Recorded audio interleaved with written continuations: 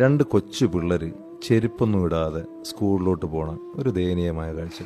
പെട്ടെന്ന് എൻ്റെ കുട്ടിക്കാലം ഓർമ്മ വന്നെങ്കിലും ആ കുട്ടികൾ വന്ന വീട് ഒന്ന് കാണണമെന്ന് എൻ്റെ മനസ്സിനകത്ത് ഒരു ഉൾവിളി. പിള്ളേർ കയറി വന്ന വഴി തന്നെ ഞങ്ങൾ തിരിച്ച് താഴോട്ട് നടന്നു. അങ്ങനെ ആ വീട്ടിലോട്ട് ഞങ്ങൾ കയറി. ആ കട്ടിലിൻ്റെയൊക്കെ അവസ്ഥ എന്നൊക്കെ പറഞ്ഞു കഴിഞ്ഞാൽ പട്ടിയിലൊക്കെ വെച്ചിട്ട് 2025 ആരും ഇത്ര സ്ട്രഗിൾ ചെയ്യുന്ന എനിക്ക് അറിഞ്ഞൂടാ.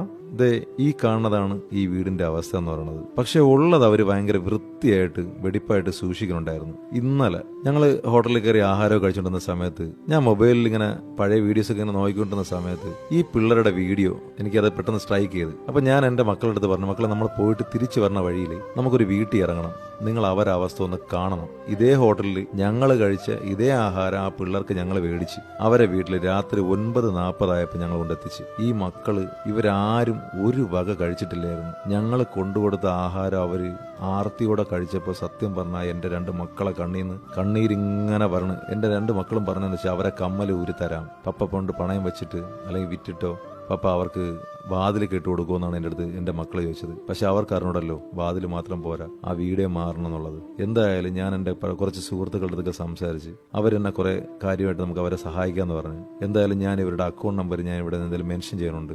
നിങ്ങളെ കൊണ്ട് പറ്റുന്ന സഹായം നിങ്ങൾ ചെയ്തു കൊടുക്കും. ഉറപ്പായിട്ടും 2 മാസത്തിനകത്ത് അവർക്കൊരു വീട് നമുക്ക് ചെയ്തു കൊടുക്കാൻ പറ്റും. മാക്സിമം ഈ വീഡിയോ ഒന്ന് ഷെയർ ചെയ്ത് സഹായിക്കണേ.